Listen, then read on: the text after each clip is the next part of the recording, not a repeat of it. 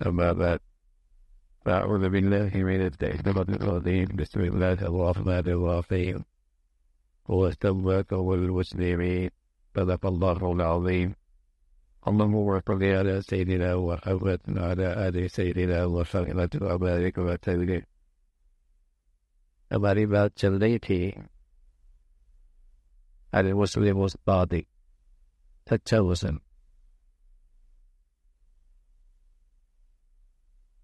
جو قرآن اور حدیث کی روشنی میں ایک سچا مسلمان ہوتا ہے، اس کا اللہ تعالیٰ سے تعلق، اور پھر اس کے ذیل میں اس کے اعمال صفات کا تذکرہ چل رہا تھا. انہی میں اس کی ایک خوبی ہے کہ وہ اواب ہوتا ہے. اواب، خطا ہوتی ہے، غلطی ہو جاتی ہے، لیکن چونکہ وہ سچا مسلمان ہے، اس کا دل بیدار ہو،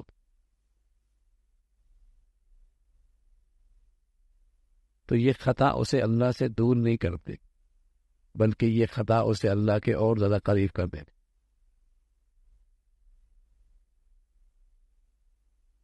اور وہ استغفار اور ندامت کے ساتھ بار بار اللہ کی طرف رجوع کرتا ہے. سچے مسلمان سے بھی غلطی ہو جاتی ہے، خطا ہو جاتی ہے، لیکن چونکہ سچا مسلمان جو ہے اللہ سے ڈرتا ہے، خوف خدا ہے، بھول ہو گئی، خطا کر بیٹھا، تو اللہ کی طرف خوب رجوع کرتا ہے، پہلے سے زیادہ اللہ کے قریب ہو جاتا ہے. ان الذین اتقوا اذا مسهم طائف من الشیطان تذکروا، فرمایا اس پر کوئی شیطانی اثرات پڑے فوراً بیدار ہو جاتا. غلطی ہو گئی، خطا ہو گئی، اس کی ندامت بڑھ جاتی ہے، اس کا استغفار بڑھ جاتا ہے، اس کا اللہ کے سامنے عاجزی بڑھ جاتی ہے. یہ پہلے سے زیادہ اس خطا کے بعد اللہ کے قریب ہو جاتا. یہ سچے مسلمان کی نشانی.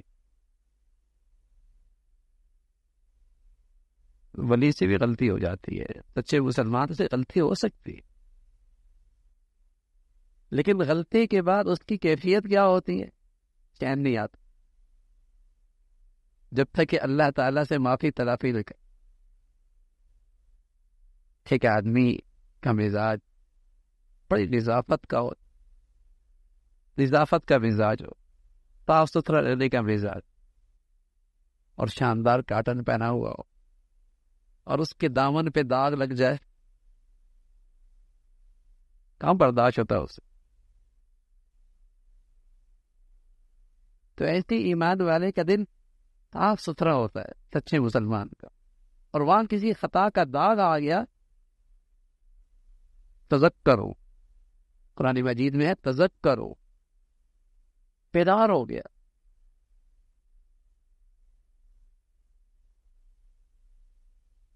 تو یہ سچے مسلمان کی کیفیت ہوتی ہے. اللہ اکبر. ایک سچا مسلمان بڑی غلطی کر بیٹھا، اور غیر معمولی غلطی کر بیٹھا، حضور علیہ الصلوۃ والسلام کی خدمت میں آیا اور کہا یا رسول اللہ، مجھ پہ حد جاری کیجیے، مجھ سے بہت بڑا گناہ ہو گیا، حد جاری کیجیے. اور اسے پتہ ہے کہ اس کی شریعت نے اس کی سزا کیا مقرر کی ہے اس گناہ کی، کہ پتھر مار مار کے اسے سنجار کر.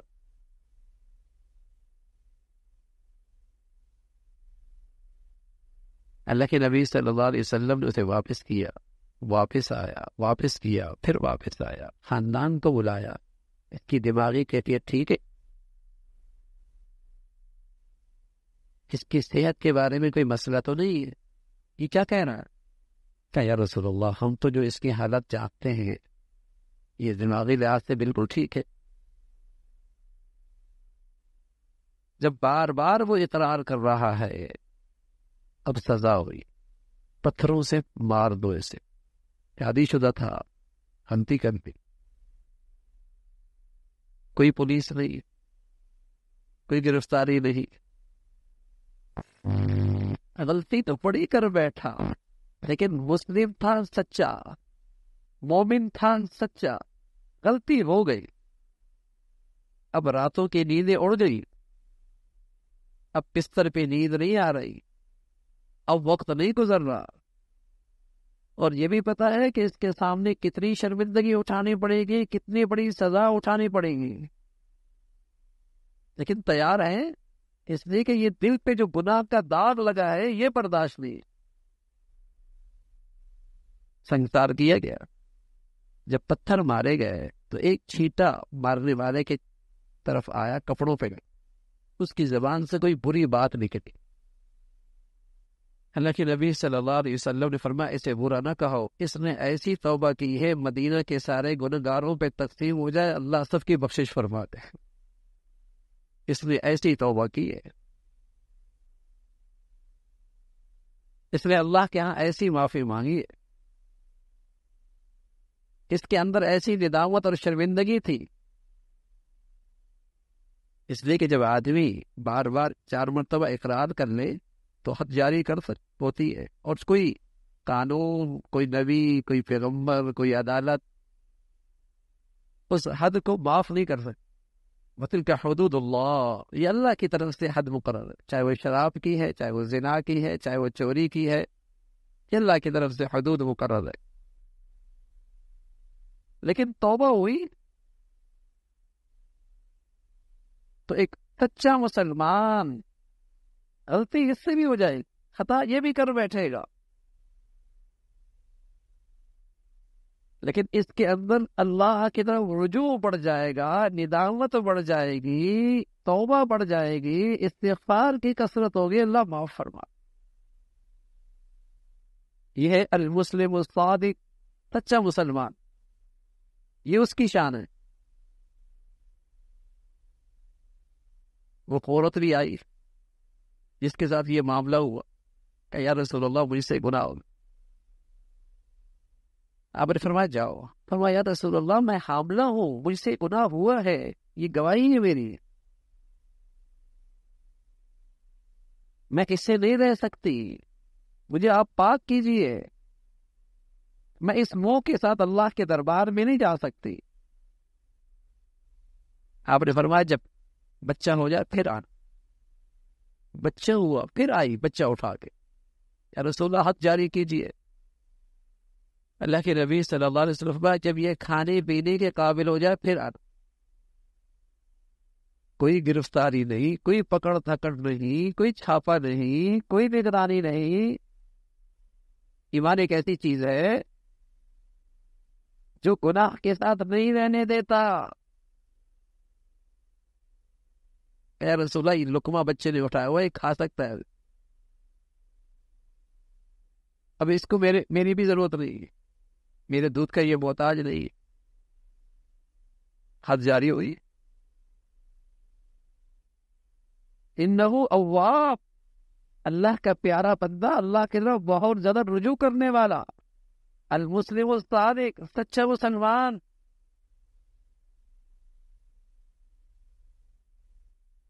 شرمندگی ہے، یہ ایک سچے مسلمان کی شان ہے۔ گناہوں پہ جری ہونا، گناہوں پہ فخر کرنا، گناہوں پہ اصرار کرنا، دور دور بھی اس کا سچے مسلمان سے تعلق نہیں۔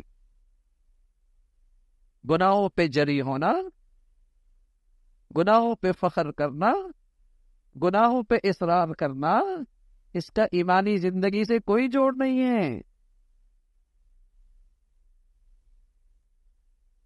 والذین اذا فعلوا فاحشہ او ظلموا انفسهم ذکروا اللہ فاستغفروا لذنوبہم۔ عربی زبان میں جو لفظ فا ہے اس کا معنی ہے فوراً، ادھر غلطی ہوئی ادھر استغفار، ادھر غلطی ہوئی ادھر سچی توبہ، فاستغفروا لذنوبہم ولم یصروا علی ما فعلوا، اپنی کیے پہ اصرار نہیں کرتا،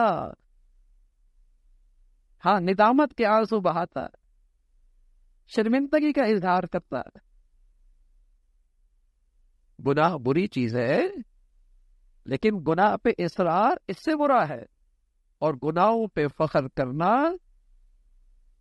اور گناہ کو اسٹیٹس بنانا، اس سے تو ایمان چلا جاتا ہے۔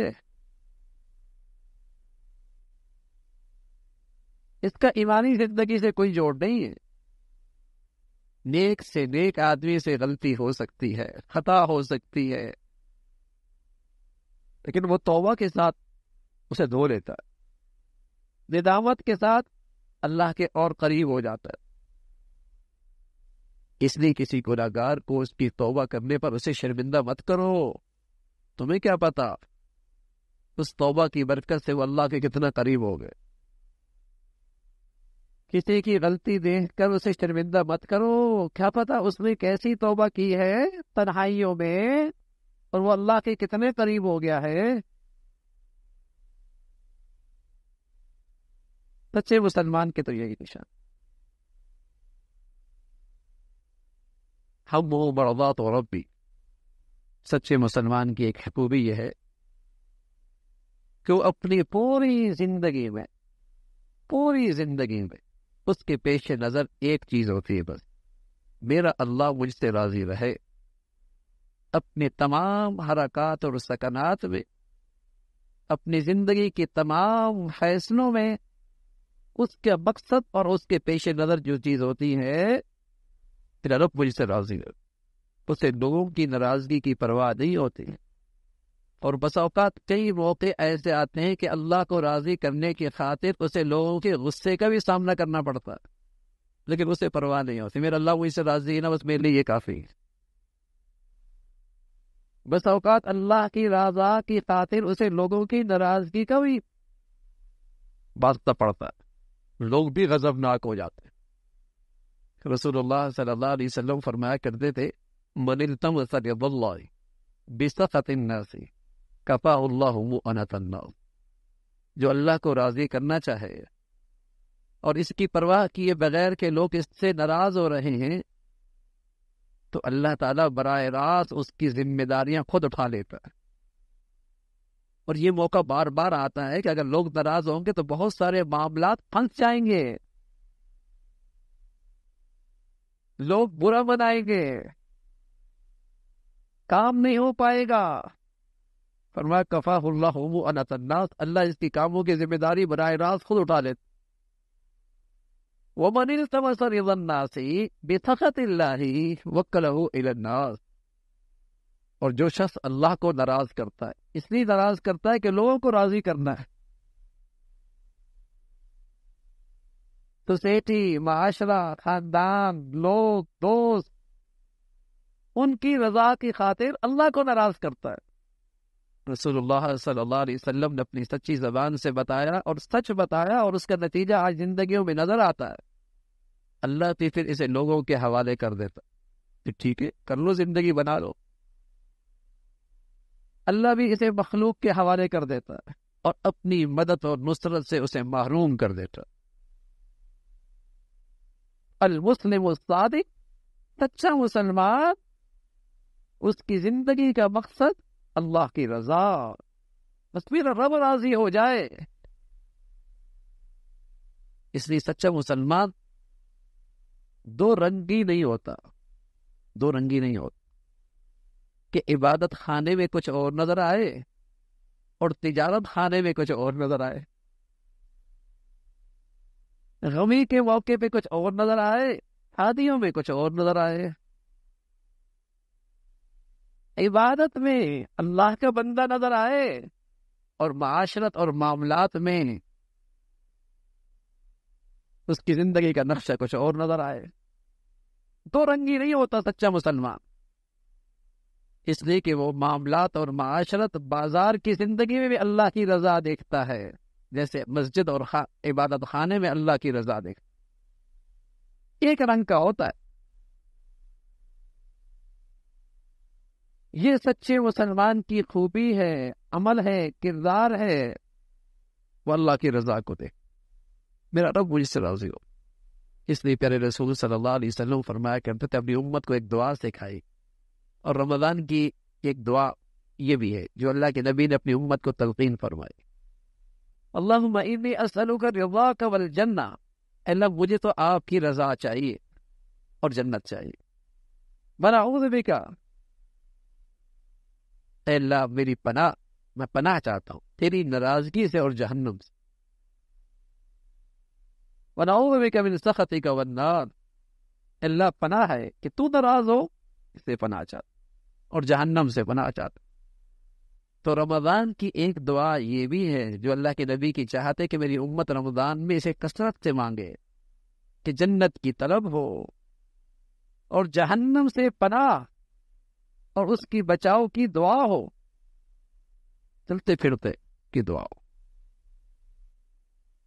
تو ہماری زندگی کا مقصد ہو اللہ راضی ہو جائے. لوگ کیا کہیں گے، زمانہ کیا کہے گا، دنیا کیا کہے گی، نقصان کتنا ہوگا، مفادات پہ کتنی عزت پڑے گی. مسلمانوں کے ہاں یہ چیز، سچے مسلمانوں کے ہاں اس کی حیثیت اللہ کی رضا کے مقابلے میں کچھ نہیں ہے. مسلمان اغراض کا بندہ نہیں ہوتا، مفادات کا بندہ نہیں ہوتا، مسلمان تو اللہ کا بندہ ہوتا، اللہ کو راضی کرنے کے لیے جیتا ہے.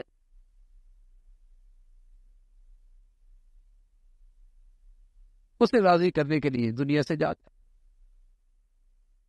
تو یہ ہے مسلم صادق، سچا مسلمان.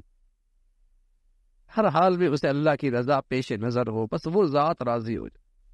اللہ تعالیٰ بھائی یہ خوبیاں ہم سب کو نصیب فرمائے، یہ اعمال کیفیات ہم سب کو اللہ کریم عطا فرمائے. اللہم لک الحمد کلو ولک الشکر کلو، اللہم لک الحمد کلو ولک الشکر کلو. اللہم اعنا علی ذکرک و شکرک و حسن عبادتک، اللہم اعنا علی ذکرک و شکرک و حسن عبادتک. نستغفر اللہ ونتوب الیک. سبحان ربک رب العزت عما یصفون وسلام علی المرسلین والحمد للہ. اب انشاءاللہ رمضان کے دنوں میں ہمارا موضوع مسلمان کہ قرآن اور حدیث میں مسلمان کا تعارف کیا کرائے. قرآن اور حدیث میں، قرآن حدیث کے آئینے میں ایک مسلمان شخص کی تصویر، شخصیت کیا ہے، مسلمان کیسا ہو.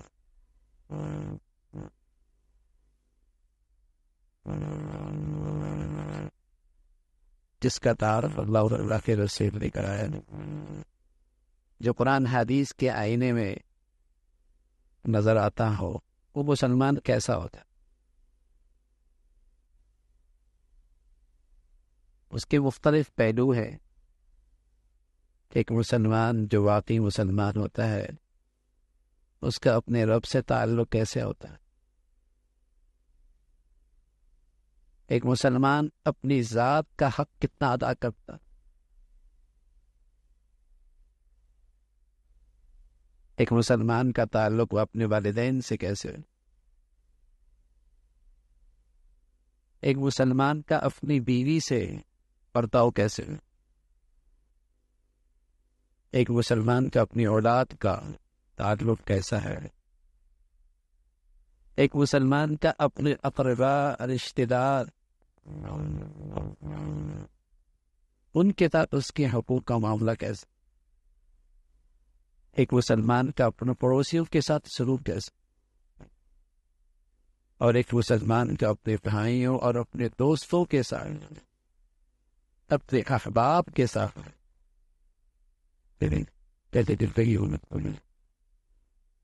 اور ایک مسلمان کا سوسائٹی میں کیا کردار کرنا چاہیے.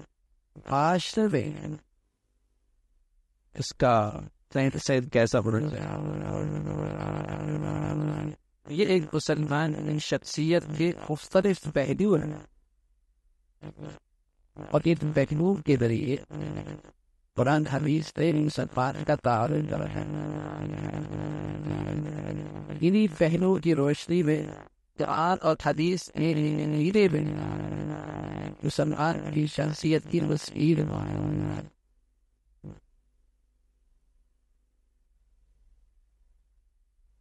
دادا بہت صحت مند ہے،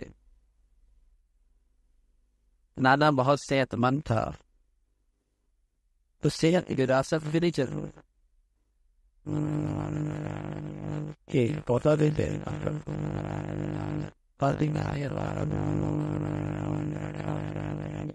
اس کی صحت کے لیے ضروری ہے کہ اس سے وہ غذا اچھی استعمال کی جائے، دوا اچھی استعمال ہے،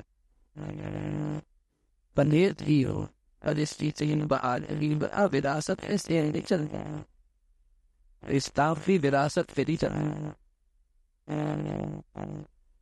یہ آبا و اجداد سے مسلمان ہے، یہ آج تم کیسے لو، یہ پیدائشی مسلمان ہے، یہ پتوں شماری میں مسلمان لکھا جاتا ہے،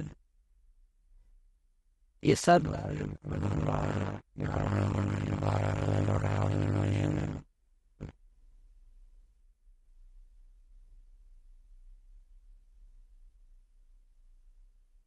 مسلمانی میں بھی وراثت نہیں چلتی، اس کے لیے غذا کھانی پڑتی ہے، دوا کھانی پڑتی ہے، پرہیز کرنی پڑتی ہے، تب مسلمان رہتا ہے۔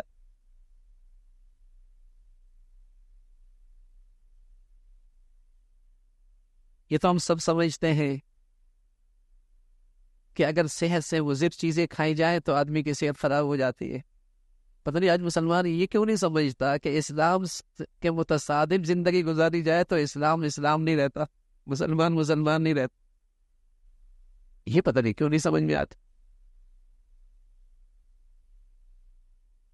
صحت کے معاملے میں تو بڑا حساس ہے، نہ صرف اپنی ذات کے لیے، اپنی اولاد کے لیے بھی، کہ کوئی ایسی چیز نہ ہو جو اس کی صحت کے لیے مضر ہو اور اس کے لیے ہلاکت کا باعث ہو۔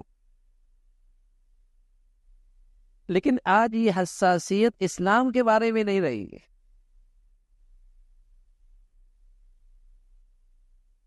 اس پر آج مسلمان مطمئن نظر آتا ہے کہ بھائی آبا و اجداد نے کلمہ پڑھا دیا تھا، وہ وراثت میں چلا رہا۔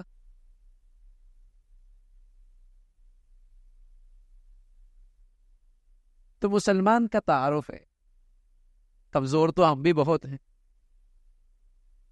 لیکن جب ایک صحیح مسلمان کا تعارف سامنے آئے گا اور اس صاف اور شفاف آئینے میں میری تصویر نظر آئے گی تو مجھے اپنی خامیاں نظر آئیں گی، علاج کرانا آسان ہو جائے گا، توبہ اور استغفار کرنا آسان ہو جائے گا۔ مصیبت وہاں ہوتی ہے کہ بیمار بھی ہے اور اسے اپنے بیماری کا احساس بھی نہیں ہے،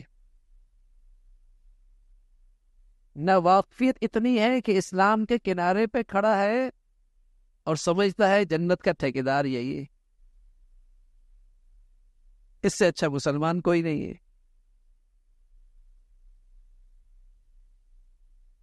تو صحیح علم بھی مل جائے نا، صحیح علم بھی سامنے آ جائے کہ مسلمان ہوتا کیسا ہے،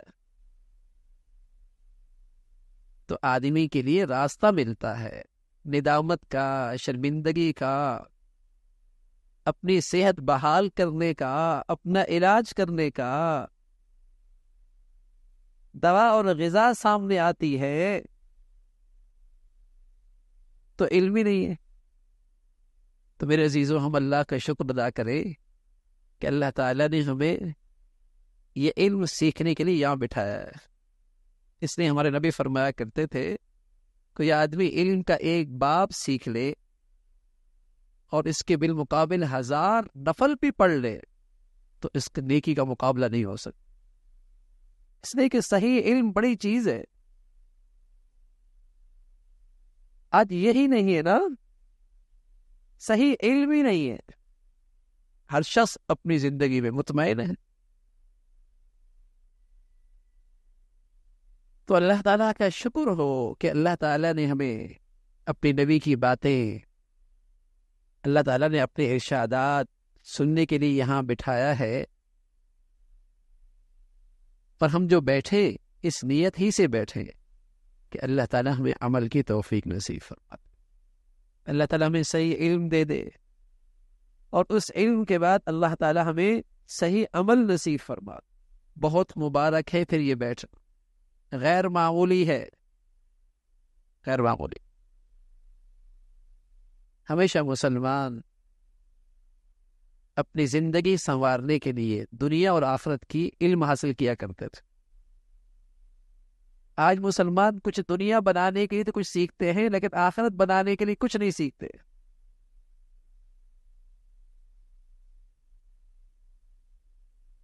حالانکہ کہتے ہیں کہ دین دنیا ساتھ لے کے چلنا چاہیے، کہتے ہیں دین دنیا ساتھ لے کے چلنا چاہیے، لیکن جب اسے اپنی زندگی کا جائزہ لے تو پتہ لگے گا میاں دین کے لیے کتنا وقت دیتا ہے، دنیا کے لیے کتنا دیتا ہے۔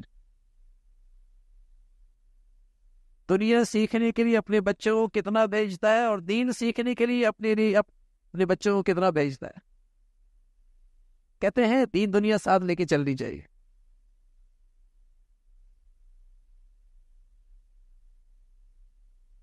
تو صحیح علم بڑی نعمت۔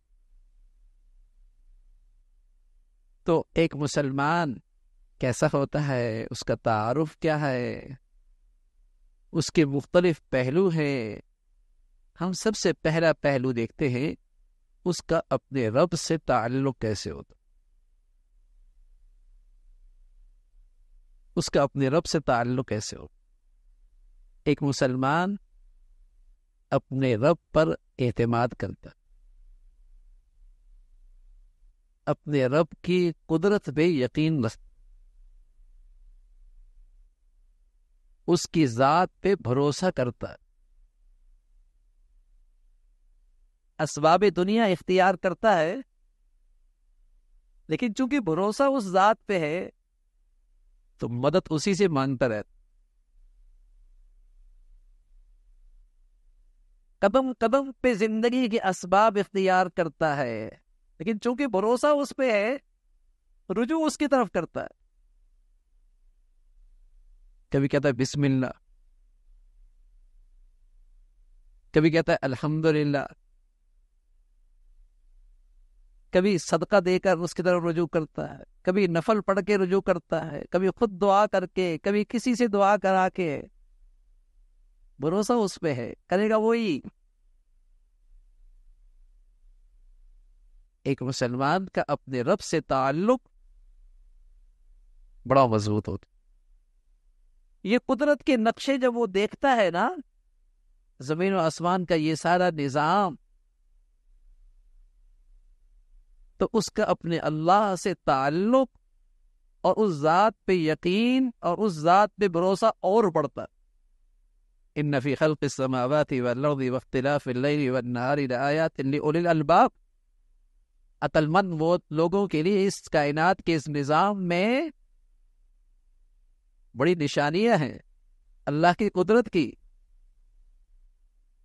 تو اس کی قدرت کا یقین اور بڑھ جاتا۔ قدیر تو وہ ہے، قہار تو وہ ہے، عزیز تو وہ ہے، کہ صدیاں گزر گئی اس نظام میں فرق نہیں آیا۔ یہ اس کا اپنے اللہ سے تعلق ہو، اور اس کی برکت ہوتی ہے کہ ایک سچا مسلمان اپنے رب کا فرما بردار ہوتا،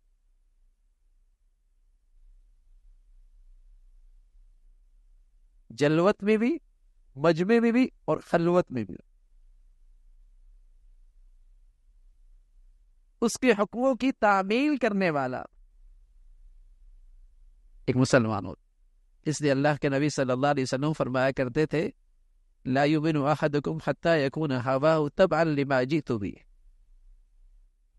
ایک مسلمان صحیح معنی میں مسلمان نہیں ہو سکتا، ایک مومن صحیح معنی میں ایمان والا نہیں ہو سکتا جب تک کہ اس کی خواہش میری لائی ہوئی شریعت کے مطابق نہ ہو جائے۔ سبحان اللہ۔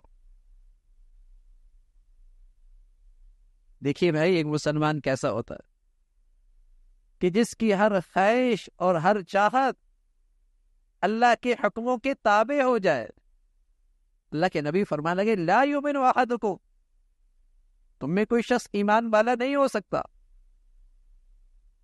اس کی ایمان کی صحت کے لیے ضروری ہے کہ اس کی خواہش اللہ کے حکم کے تابع ہو جائے۔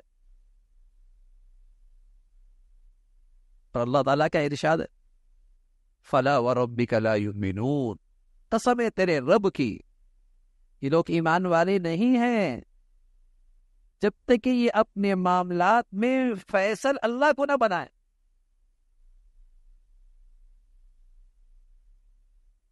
یہ اس وقت تک ایمان والے نہیں ہے. ایک واقعہ ہوا، ایک یہودی اور ایک منافق کے درمیان آپس میں جھگڑا ہوا. منافق لبادے میں مسلمان تھا، بے روپیہ تھا، مسلمان کہلایا کرتا تھا. یہ دونوں اپنا معاملہ لے کے گئے اللہ کے نبی صلی اللہ علیہ وسلم کی خدمت میں. آپ نے فیصلہ یہودی کے حق میں فرما دیا، حق اس کا تھا. وہ بے روپیہ جو نام کا مسلمان تھا، اس نے کہا عمر کے پاس چلتے. کیا عمر یہودی کا نام سنتے ہی فیصلہ میرے حق میں کر دیں گے؟ عمر کے پاس گئے فیصلہ لے کر. تو عمر سن لیا فیصلہ، بات سن لی، مقدمہ سن لیا. یہودی کہنے لگے ایک بات فیصلہ کرنے سے پہلے بتا دوں کہ تمہارے نبی نے فیصلہ میرے حق میں کیا ہے، یہ سن لو. عمر رضی اللہ عنہ اندر تشریف لے گئے، تلوار لائی اور اس تلوار سے وہ نام نہاد مسلمان کی گردن کاٹ دی. بڑا شور ہوا مدینہ میں کہ عمر نے ایک مسلمان کو قتل کر دیا. تو اللہ نے قرآن کی آیت اتار دی فلا وربک لا یؤمنون حتی یحکموک فیما شجر بینہم، قسم ہے تیرے رب کی یہ ایمان والے نہیں. ایمان والا تو وہ ہوتا ہے جو اللہ کے حکم کے سامنے سر خم تسلیم کرتا ہے، نبی کے فیصلے کے سامنے سر خم تسلیم کرتا ہے. اب مسلمان ذرا دیکھے اپنی عملی زندگی میں وہ اللہ کے حکم کے سامنے کتنا سر خم تسلیم کرتا ہے، کتنا اللہ کے حکم کو تسلیم کرتا ہے، کتنے اللہ کے حکم کو پورا کرتا ہے.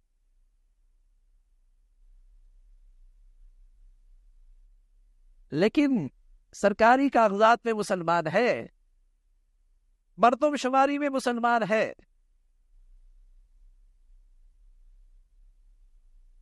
ایک صحت مند مسلمان کیسے ہوتا ہے، اس کا اللہ سے کیا تعلق ہوتا ہے؟ دونوں باتیں میں نے آپ کو بتائیں، ایک اللہ کا ارشاد ہے اور ایک نبی کا ارشاد ہے.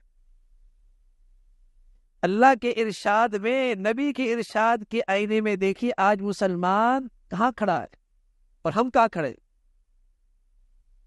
مسلمان تو ایسا ہوتا. تو ایک مسلمان کا اپنے اللہ سے تعلق کیسے ہو، اور ایک مسلمان اللہ کے معاملے میں کیسا حساس ہوتا ہے. اللہ تعالیٰ جو اس پہ ذمہ داری ڈالی ہے وہ اس ذمہ داری کو اچھے طریقے سے پوری کرتا ہے. رسول اللہ صلی اللہ علیہ وسلم فرمایا کرتے تھے کلکم راع وکلکم مسئول عن رعیتی، تم میں سے ہر ایک نگہبان ہے اور ہر نگہبان سے باز پرس ہوگی. یعنی ہر ایک کے ماتحت کچھ رعایا ہوتی ہے. بادشاہ کے تحت بھی رعایا ہوتی ہے، سردار کے تحت بھی رعایا ہوتی ہے، قوم کے ذمہ دار کے ساتھ نیچے بھی رعایا ہوتی ہے، باپ کے نیچے بھی رعایا ہوتی ہے، سردار جسے کہیں کہ صاحب کے نیچے بھی رعایا ہوتی ہے، کچھ نیچے ماننے والے اس کے ہوتے.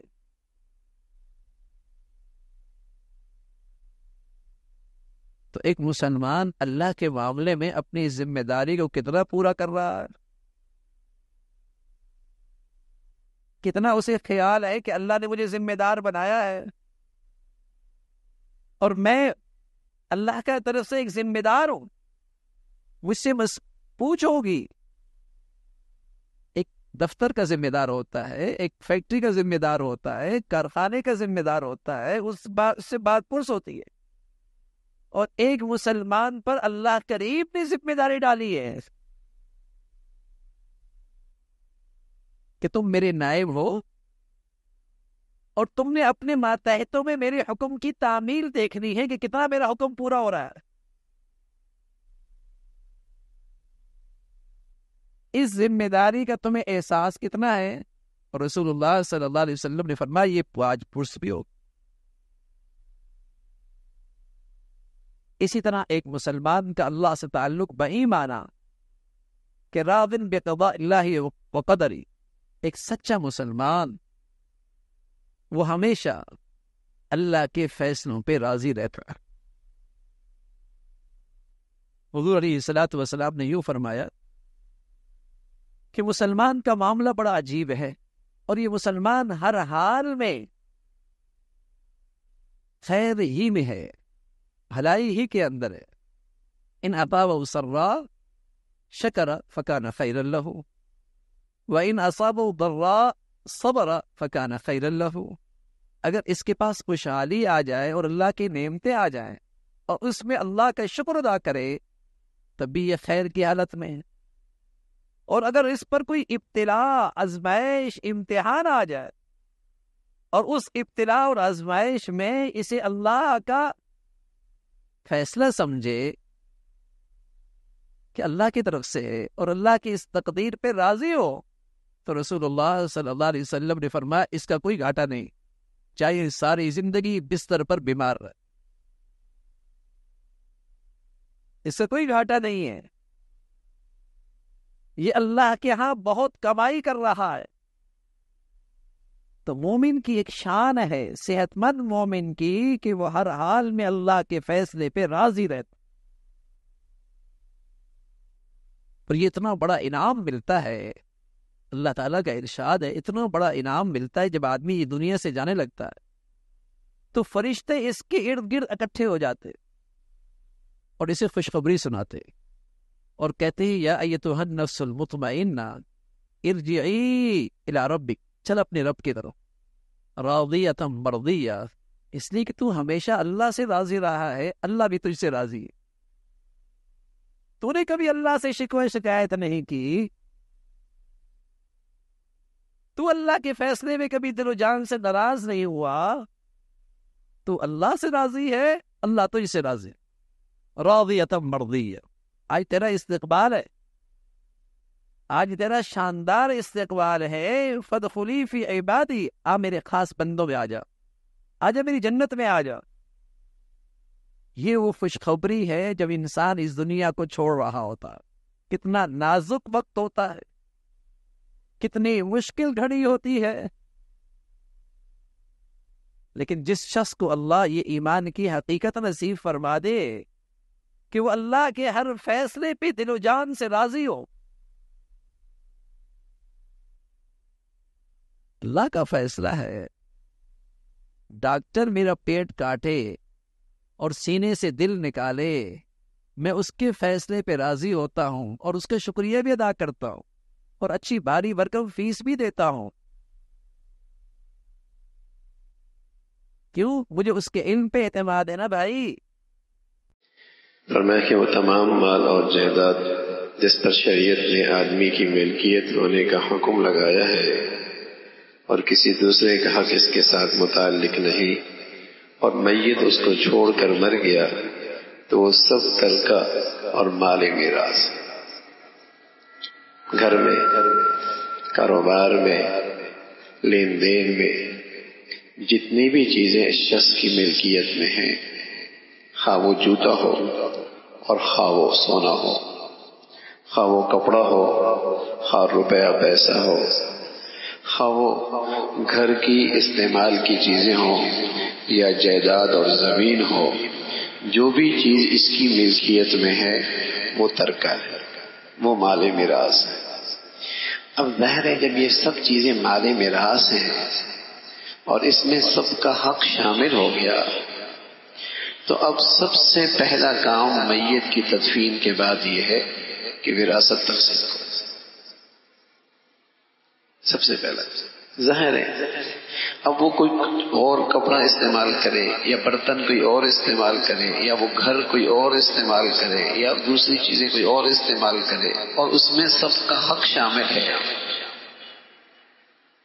گنہگار ہوگا.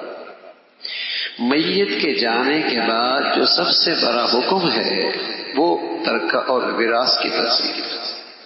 فوراً اس کی تقسیم کا اہتمام.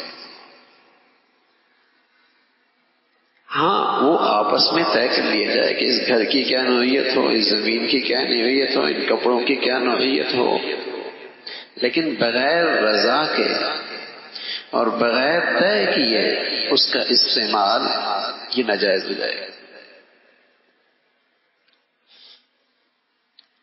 بس اوقات میں یہ چلا جاتا ہے، اولاد جوان ہوتی ہے، ابا کے جانے کے بعد گھر میں لوگ آ رہے ہیں، ابا کی آمدنی ہے، دعوتیں چل رہی ہیں، کھانے چل رہے ہیں، آج فلاں دن منایا جا رہا ہے، آج فلاں دن منایا جا رہا ہے، آج فلاں دن منایا جا رہا ہے، اور پیسہ اس کا ذاتی نہیں ہے، وہی آمدنی جو مشترک آ رہی ہے اسی میں سے ہے. سب ناجائز، سب غلط ہے. تو میت کے جانے کے بعد جو سب سے اہم چیز ہے وہ مال میراث اور ترکے کی تقسیم ہے. اور اس میں یہ بات بھی بہت اہم ہے کہ ملکیت بھی واضح ہو کہ گھر کی چیزیں کس کی ملکیت میں، بیوی کی ملکیت میں، شوہر کی ملکیت میں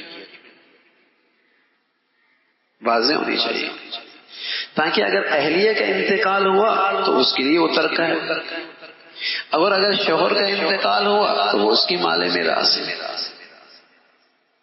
وہ بھی طے ہونی چاہیے کہ گھر کا جو سامان ہے، گھر کا جو گھر کی ملکیت ہے، گھر کی جو چیزیں ہیں ان کا مالک کون. ہمارے ہاں تو بس اوقات سونے کا کوئی مالک ہی نہیں ہوتا. اب پتہ نہیں زکوٰۃ کس کے اوپر فرض ہے، یہ تو لڑکے والوں نے دیا، یہ لڑکی والوں نے دیا. اچھا لڑکے والے سمجھتے ہیں کہ چونکہ یہ ہمارا ہی ہے تو بس ہمارا ہی ہے، رکھیں گے تو ہم ہی. اب پتہ نہیں وہ زکوٰۃ لڑکے والوں نے دینی ہے، لڑکی نے دینی ہے. بھائی جس کی وہ چیز ہے اس کی ملکیت تو واضح ہو. اگر لڑکے والوں نے بھی دیا ہے تو ملکیت تو لڑکی کی ہونی چاہیے.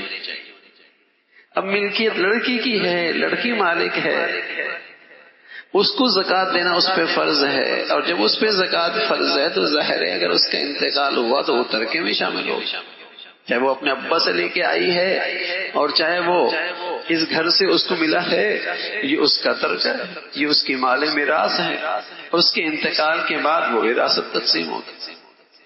تو یہ بھی ایک بڑی کوتاہی ہوتی ہے.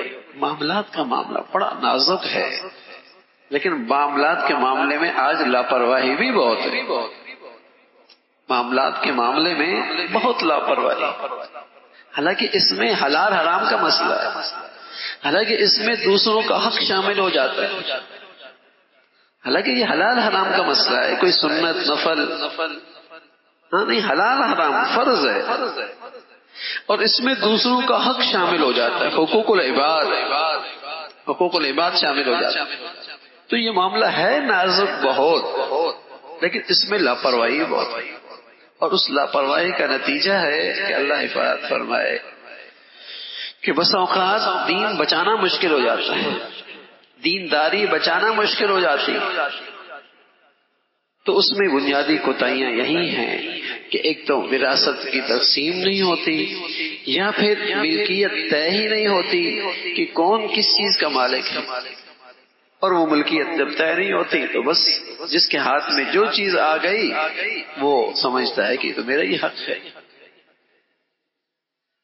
تو وہ تمام مال اور جائیداد جس پر شریعت نے آدمی کی ملکیت کا حکم لگایا ہے اور کسی دوسرے کا حق اس کے ساتھ متعلق نہیں، وہ اس کو چھوڑ کے مر گیا، اور وہ سب ترکہ اور مال میراث ہے. تو اس میں یہ بات میں نے عرض کیا کہ بہت ضروری ہے کہ ملکیت کے بارے میں طے ہو کہ کون سی چیز کس کے لیے ہے. بھائی کون اس کا مالک ہے؟ شوہر مالک ہے، بیوی مالک ہے، ابا مالک ہے، بیٹا مالک ہے، بیٹی کا مال ہے، ماں کا مال ہے.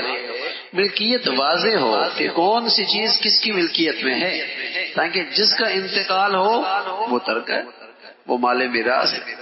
تو ملکیت کی وضاحت ضروری. بس اوقات بیٹا باپ کے ساتھ کام کر رہا ہوتا ہے، اس کی ملکیت طے نہیں ہوتی کہ وہ بیٹا باپ کے کاروبار میں شریک ہے یا وہ باپ کے کاروبار سے تنخواہ لیتا ہے. کس طریقے سے؟ اب ایک بیٹا 20 سال سے کام کر رہا ہے، دوسرا بیٹا کاروبار میں شامل ہو گیا، وہ ابھی تک اس کو 1 سال ہوا ہے، اب والد کا انتقال ہو گیا. اب بڑا بیٹا کہتا ہے کہ میں نے تو زندگی گزار دی اس کاروبار میں چھوٹے بھائی کو برابر کا حق کیوں دوں؟ اب غلطی کہاں ہوئی؟ کہ جو بڑا بیٹا کاروبار میں آیا ہے اس کی ملکیت طے نہیں کہ وہ کس حیثیت سے آیا ہے، پارٹنر کی حیثیت سے آیا ہے، اس کا کوئی شیئر ہے یا وہ تنخواہ لے رہا ہے۔ اگر وہ پوری تنخواہ لے رہا ہے، مثلا اس کی تنخواہ آپ نے مقرر کر دی 4 لاکھ 5 لاکھ جسے اس کی حیثیت ہے مقرر کر دی، اب دوسرا بیٹا شامل آ گیا تو ٹھیک ہے بھائی، اس نے اپنی تنخواہ لی، اپنی تنخواہ لے لے۔ والد کا انتقال ہوا تو میراث اور ترکے میں دونوں برابر، وہ پہلے کام کر رہا تھا تو پہلے پوری تنخواہ بھی لے رہا تھا، اپنا پورا حصہ بھی لے رہا تھا، لیکن والد کے انتقال کے بعد ترکے میں دونوں برابر، چھوٹے بڑے کا حساب نہیں۔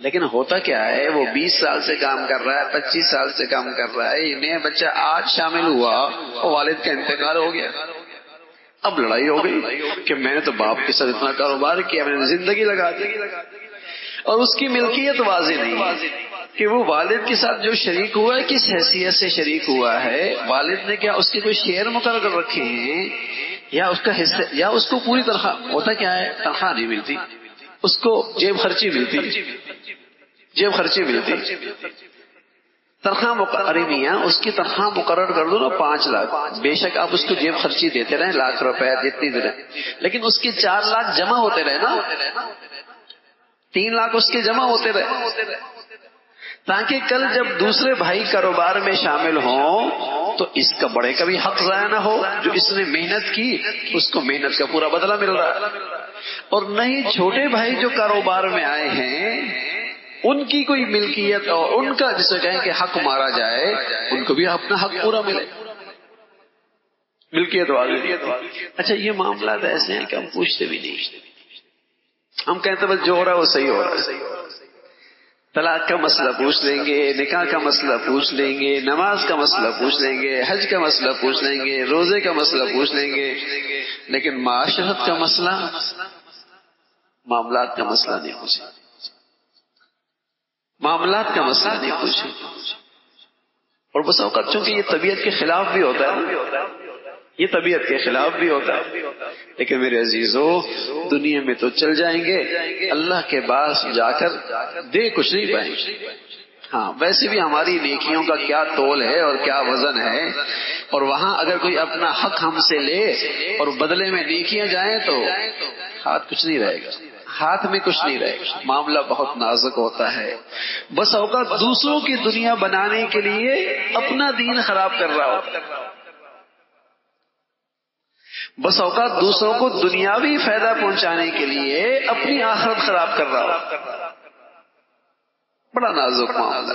تو معاملات میں اور خاص طور میں ترکے میں اور خاص طور میں مال میراث میں یہ 2 باتیں بہت ہی اہم ہیں کہ ایک مال وراثت اور ترکے کا یہ مال اس کی تقسیم فوراً ہو، اور دوسری بات جو بہت ہی اہم ہے وہ اپنی زندگی میں اپنی ملکیت واضح ہو، گھر کے لوگوں کا ملکیت واضح ہو کہ کس کی کیا ملکیت ہے، تاکہ اس کے انتقال کے بعد اس کا ترکہ واضح ہو کہ یہ بھائی اس کا ترکہ ہے، بھائی یہ اس کا مال میراث ہے۔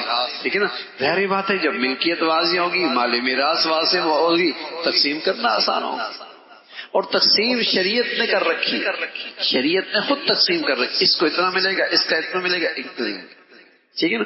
جب اللہ تعالیٰ نے تقسیم کر رکھی ہے، سبحان اللہ، اللہ کا علم بھی کامل ہے، اللہ کی حکمت بھی کامل ہے، اللہ تعالیٰ کی شفقت بھی کامل ہے، بس میرا کام ہے اس کی تقسیم پہ راضی رہنا۔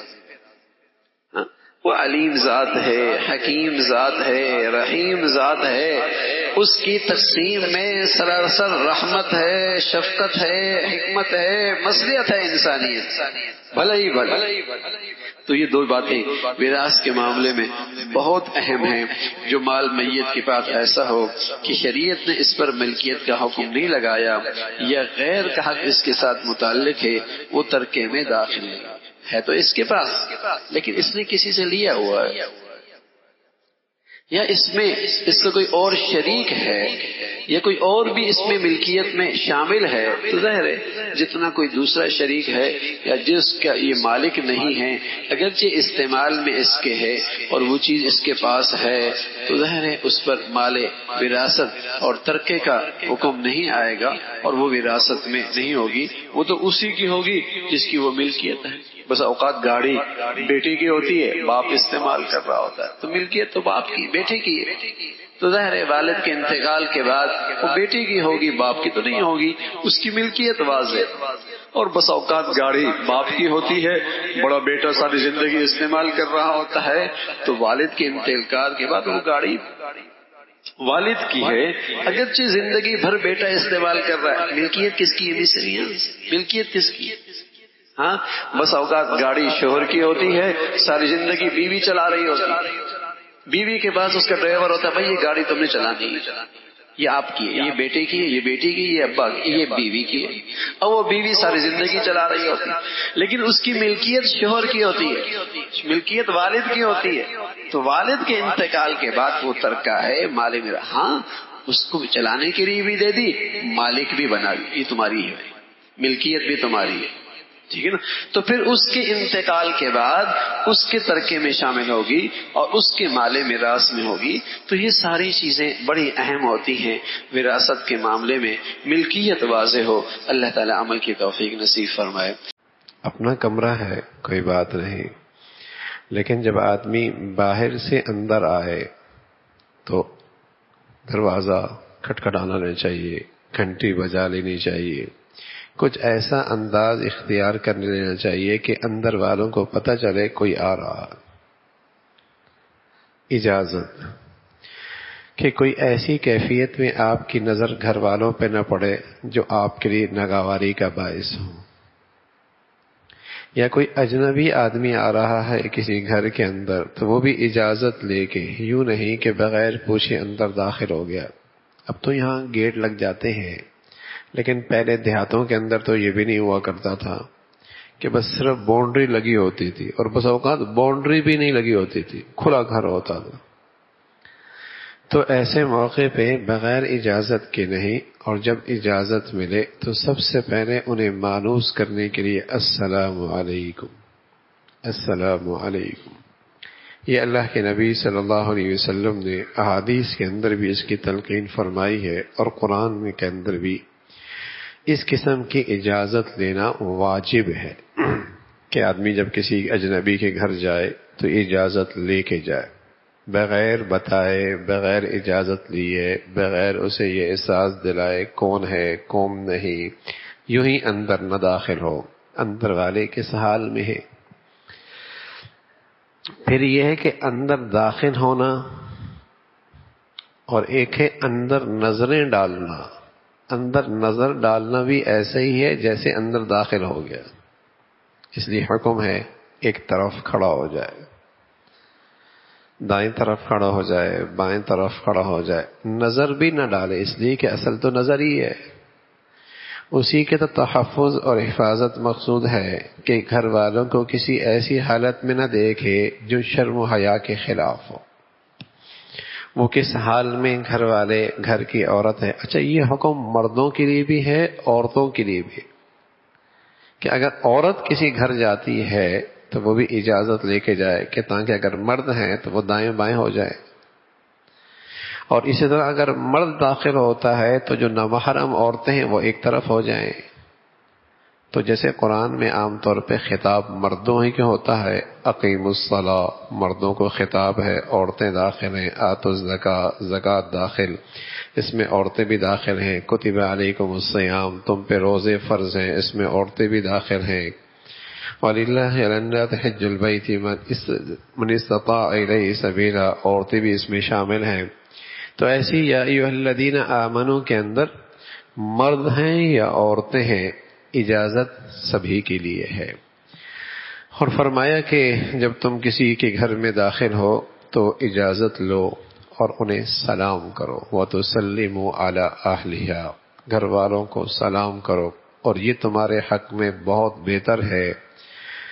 جو تاکہ تمہیں اللہ نے تمہیں بتلائی ہے بات تاکہ تم اس پہ عمل کرو. ہاں کسی گھر میں داخل ہو رہے ہو اور پتہ ہے وہاں کسی کی رہائش نہیں ہے اور تمہارا وہاں کوئی کام ہے، تو ظاہر ہے گھر تو کسی کی ملکیت میں ہے نا، کسی کی ملکیت میں ہے، کوئی اس کا مالک ہے، تو اس گھر کے اندر بھی داخل ہونے سے مالک مکان سے اجازت لے لو. جو اصل اس کا مالک ہے اس کی اجازت کے بغیر اس گھر کے اندر بھی داخل مت ہو. اور فرمایا کہ جب تم کسی کے ہاں جاؤ اور اجازت مانگی اور تم سے کہا جائے کہ ابھی آپ تشریف لے جائیں، ابھی مشکل ہے، تو برا نہ مناؤ. ہو سکتا ہے وہ اسی حالت کے اندر ہو، ایسی کیفیت کے اندر ہو، ان کے لیے ملنا مشکل ہو، ان کے لیے کوئی عذر ہو، ان کے لیے کوئی پریشانی ہو. اس زمانے کے اندر تو ایسا بھی تھا کہ لباس بھی پورا میسر نہیں ہوتا تھا جسم پہ اوڑھنے کے لیے. تو کوئی ایسی کیفیت ہو کہ وہ اس وقت ان کے لیے آپ کے سامنے آنا مشکل ہے اور وہ کہہ دیں ارجعو، لوٹو، واپس چلے جاؤ، تو فرجعو، لوٹ جاؤ، وہ ازکا لکم، یہ تمہارے حق میں بہت بہتر ہے.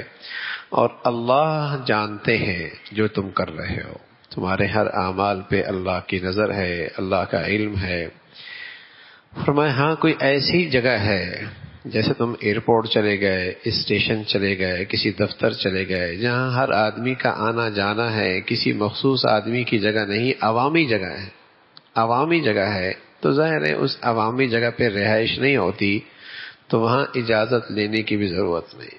فیہا متاع لکم، اس میں عمومی طور پہ لوگوں کا آنا جانا ہے اور وہاں کسی کی انفرادی اور جسے کہیں کہ ذاتی زندگی ڈسٹرب نہیں ہو رہی اور اس کی نجی زندگی متاثر نہیں ہو رہی اور اس کی پرائیویٹ زندگی پہ کوئی اثر نہیں پڑ رہا، اس میں تم اجازت لے لو.